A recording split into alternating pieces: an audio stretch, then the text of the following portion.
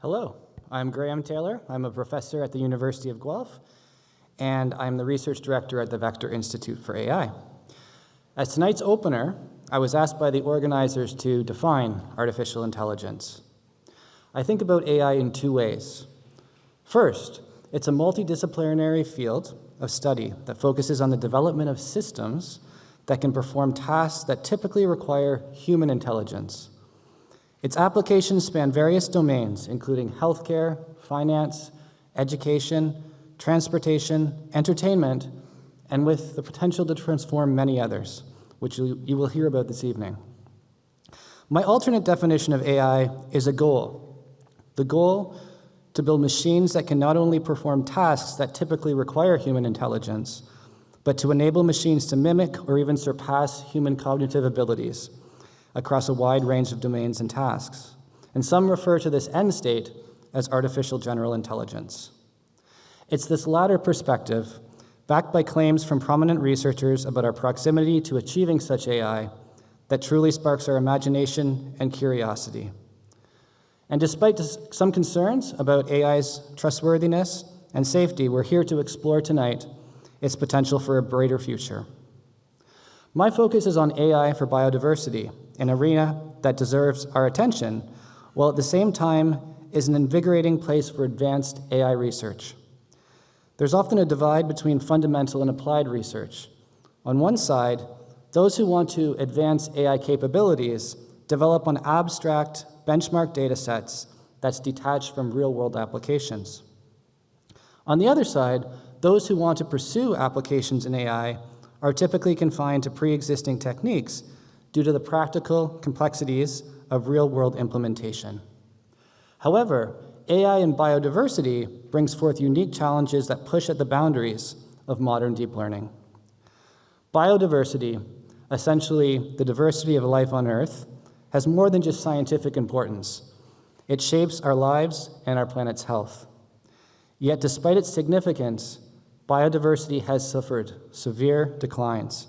Between 1970 and 2016, vertebrate species populations dropped by an average of 68%. And what's behind this decline? Climate change, pollution, invasive species and disease, overexploitation of species, and changes in land use and sea use, including housing development and unsustainable agriculture. Monitoring and reversing biodiversity loss is a daunting task, yet we're nearing the creation of cost-efficient methods that yield faster, high-volume biodiversity data.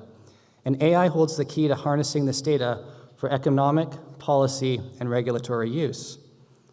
As machine learning researchers faced with a problem as big as biodiversity, we often first ask, well, what's the data? I'm part of a collaboration led by the University of Jyväskylä, University of Helsinki, and Duke University called LifePlan.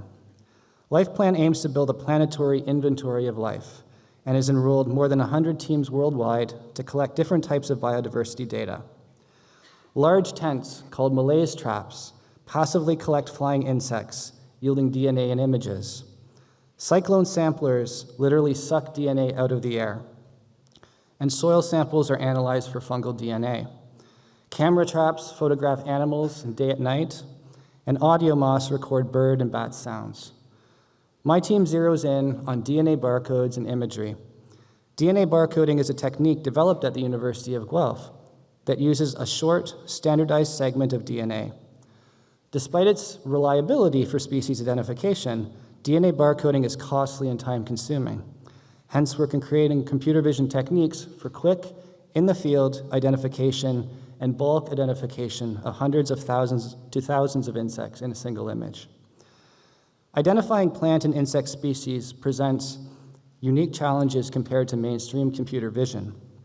For instance, class imbalance, where a few species dominate the data with just a few samples for others, makes it very difficult to learn the rare classes.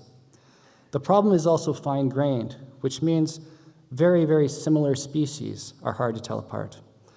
And unlike popular data sets like ImageNet, where AI has surpassed human performance for some time, here a trained botanist or entomologist outperforms the best AI systems. Biodiversity science has introduced me to a range of intriguing machine learning problems, despite working in the field for a long time. Open world recognition refers to the ability of a model to recognize and categorize new, previously unseen classes in real-world scenarios, beyond those that it was initially trained on. In biodiversity, recognizing known species and discovering new species are equally important. Set-valued classification, where a model outputs a subset of possible classes for a given input, like an image. This reflects human-like capabilities, offering a narrowed down set of options while maintaining uncertainty. Biodiversity introduces us also to hierarchical rather than flat class structure. Taxonomic classification uses algorithms to categorize classes according to Linnaean taxonomy, from kingdom all the way down to species. So looking forward, the technologies that excite me most include non-destructive passive traps like Diopsis that can collect imagery without killing specimens, and they don't need human intervention. Nanopore sequencing, which promises the capability to sequence DNA in the field rather than in the lab. And as we have done with language, the opportunity to build foundation models for biodiversity data on top of efforts like LifePlan and the Canadian-led BioScan. Machine learning for biodiversity yields many interesting technical problems that inspire researchers like me. And ultimately, our goal is to drive desired future behaviors in the ecosystem to improve life for us and for future generations. Thank you.